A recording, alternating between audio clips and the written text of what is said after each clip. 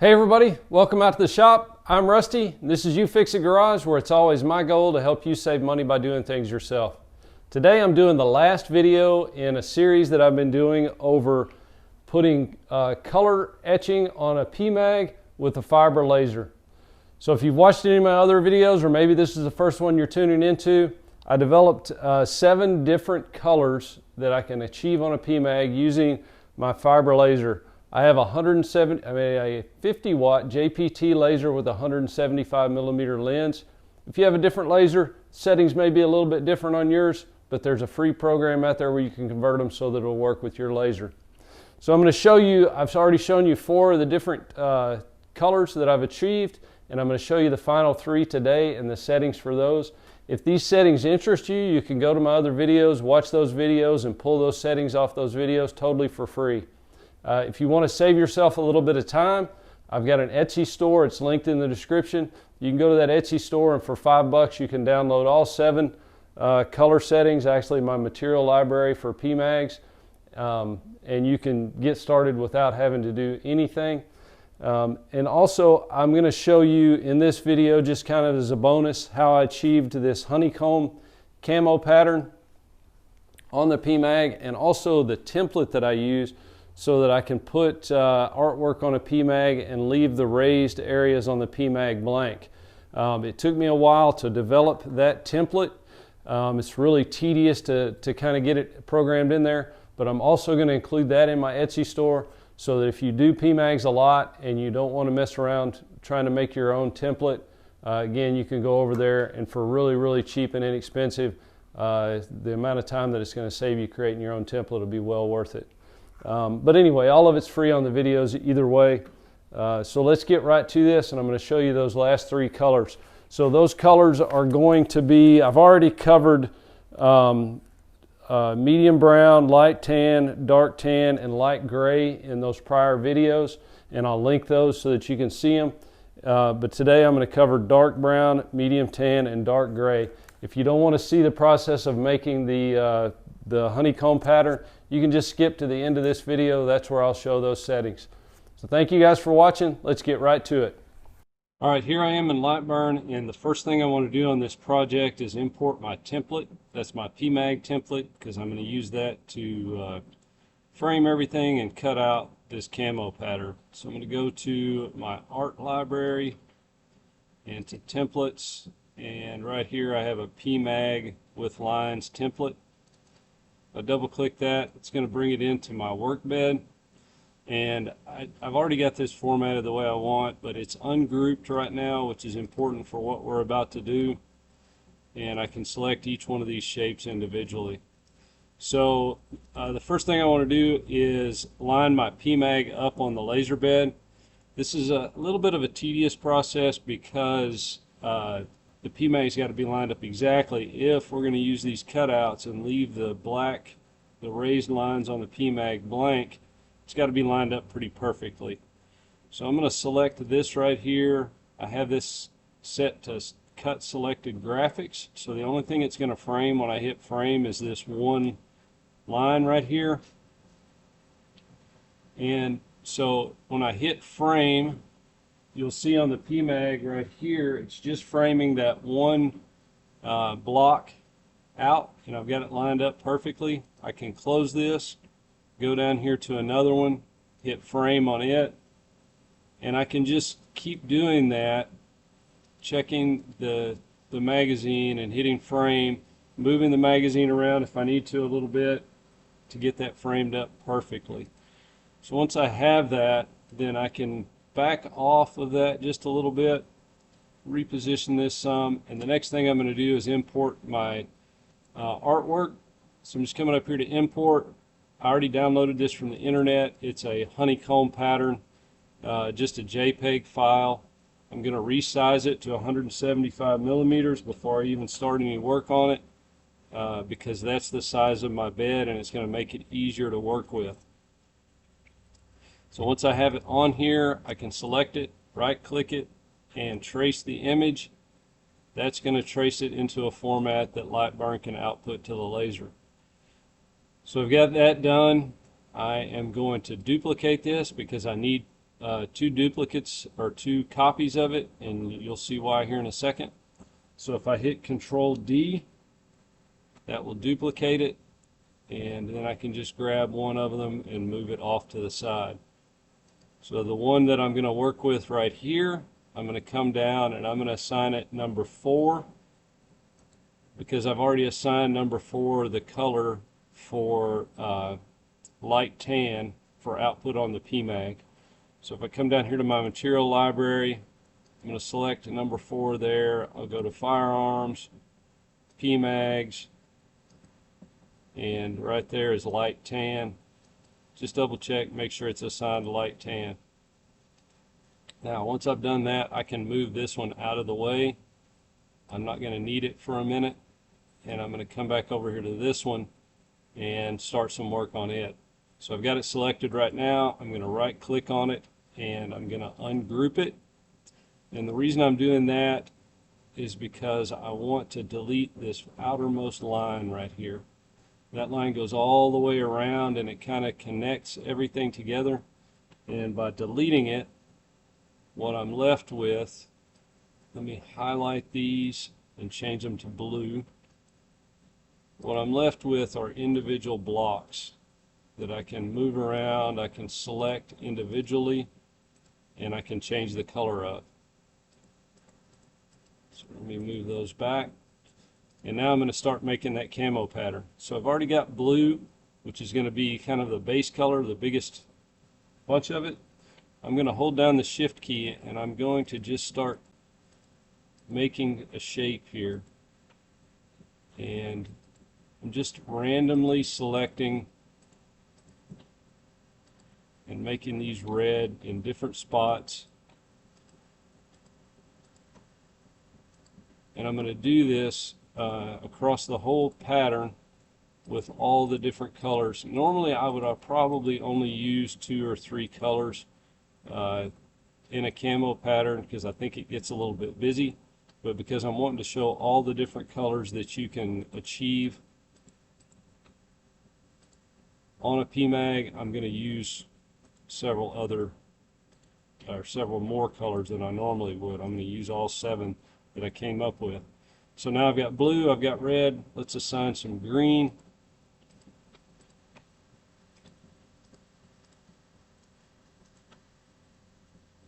Every now and then it doesn't take, or it doesn't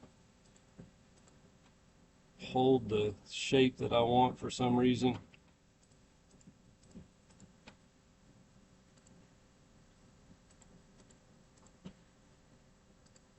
Alright, and you can make this look like whatever you want it to look like. I really don't know what this is going to look like when I get done, but we'll see. Alright, so I've got that. We've already used number 4. Let's go to number 5 now.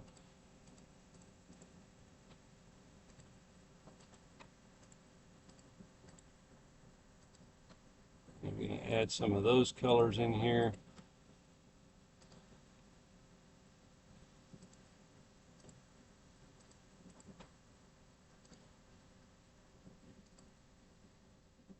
And again, this is just random, totally random what I'm doing.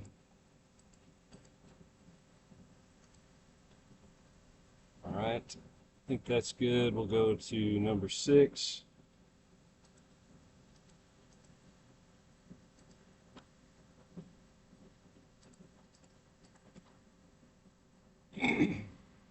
Whoops, changed them to pink, didn't I?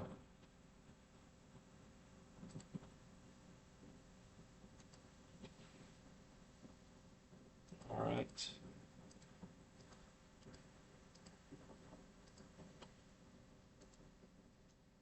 So there's 6.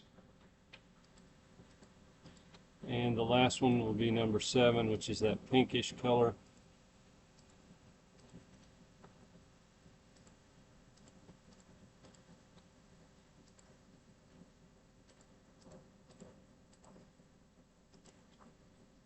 And I'm just throwing those in here randomly in different places.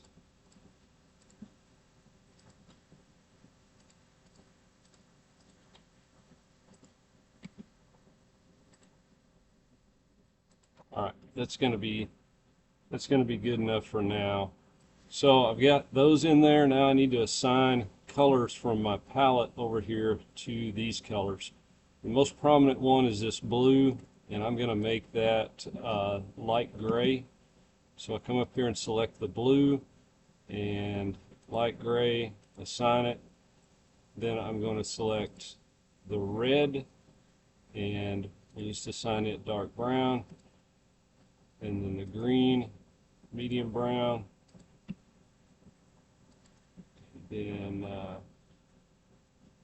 number 5 there, we're going to assign that dark gray. Number 6, we're going to assign it dark tan, and the last one will be medium tan.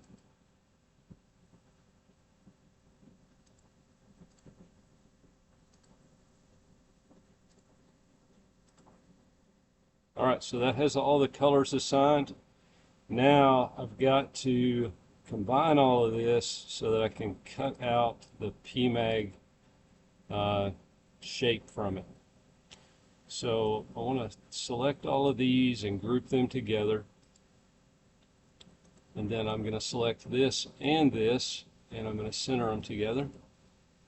And then I'm going to group those. Alright, so that has all of this grouped together. And here's my PMAG. So if I select that and I hit P, that's going to center it on the page here. And then I can come up here to this right hand corner, select the black, which was the outline for my PMAG, and use these arrows and move it to the bottom, and you'll see it becomes visible now. Alright, now comes the tricky part, and sometimes this works right and sometimes it doesn't, but I have the background all grouped, so when I select it, it is grouped together, and it's important for the PMAG outline here to be ungrouped. So I'm going to start with the very outline outside edge here. I'm going to hit shift. I've got the background selected. I'm going to hit shift and I'm going to select that, and then I'm going to come up here to the top and I'm going to hit cut shapes. Now for whatever reason that sent the back all the way to the black outline all the way to the back again, so I got to move it back down here where I can see it, but it actually did cut that shape. So I can again select the background, hit shift, select this line,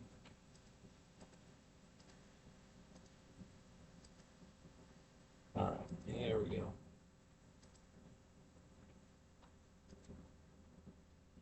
And then now I'm going to use the keyboard shortcut, which is Shift, Alt, and C, and I'm going to cut that. And then I'm going to hit Shift again, and Alt, C, I'm going to cut that one. And I'm just holding down the Shift key, and I'm cutting these out. Luckily it's not sending it to the background again like it was.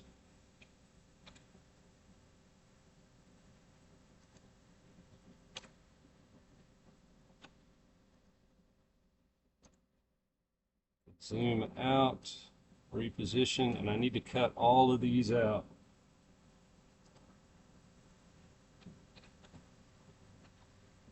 It's a little bit time consuming, but you see I'm doing this real time right now, and we're getting it.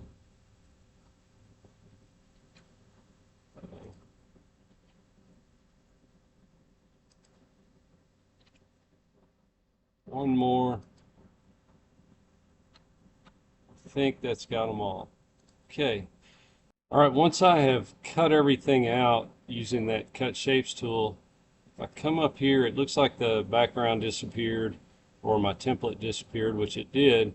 But if I grab a hold of this now and I pull it off, what I'm left with is the camo pattern in the spots that I want filled with camo and everything else left blank. So I can zoom out of this, can delete that, and this is what I'm left with right here.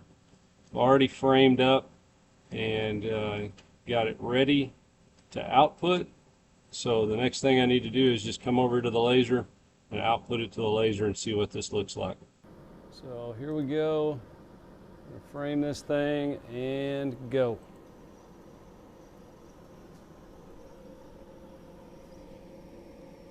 This is real time, putting it on the PMag, and hopefully all my lines are going to be lined up because of that template, and it should come out with a pretty interesting looking pattern if nothing else. Again, I used a lot of different colors on here. I've never used that many different colors in a camo pattern, so it's going to be interesting what the final look of this is.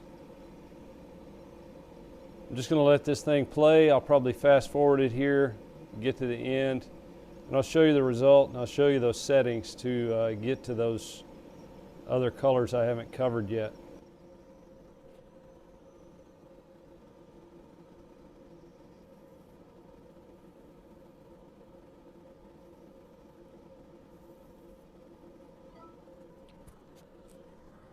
All right, here's the finished mag, and for just a random pattern and throwing it up there pretty quickly, I think it turned out pretty well.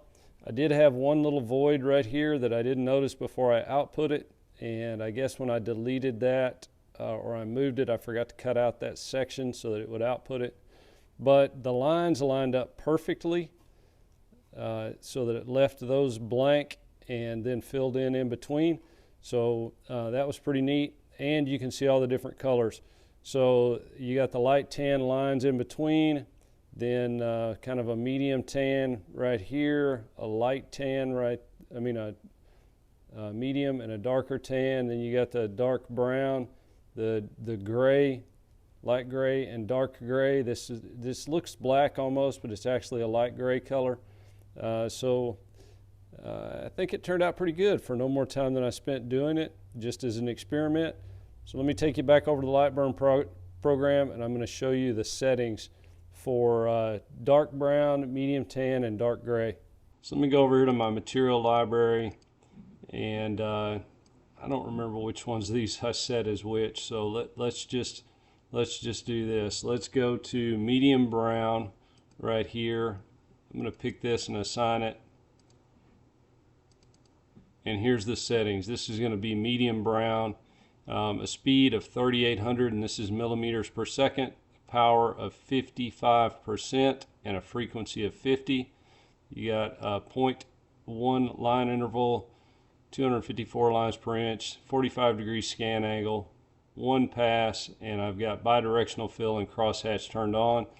I want to mention here that this is a 50-watt JPT laser with a 175 millimeter lens.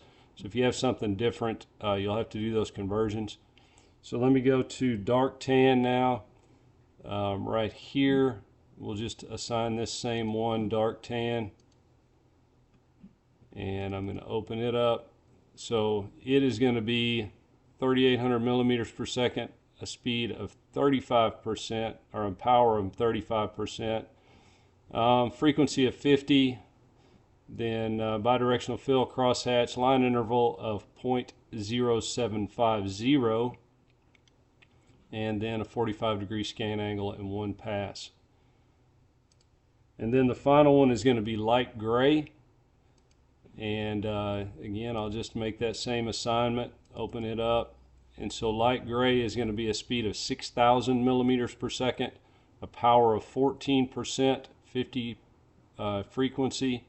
0.08 millimeter line interval, 45-degree scan angle, 1 pass, bidirectional fill and crosshatch turned on. All right, so those are the settings. You can get the settings from my others off of the video, the other videos, or you can go to my Etsy store and you can buy all of the settings, all 7 of them, for $5. It's pretty cheap. All right, there you go. That was a really quick video on the honeycomb camouflage and the settings for the final 3 colors that you can achieve with a fiber laser on a PMag. If you guys are enjoying these videos, please hit that like and subscribe button. If you want notifications for future videos, you can hit the bell icon. If there is something that you would like to see in my videos or something that I can improve on, please put it in the comments. and thank you guys for watching.